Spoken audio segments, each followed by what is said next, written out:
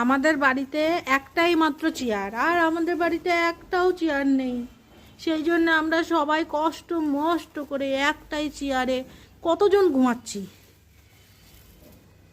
এখনো এতটুকু এতটুকু জায়গা আছে, এখনো 3-4 জন ধরে যাবে, তাই না বাবা? এটা কি আমাদের প্রিয় চেয়ার?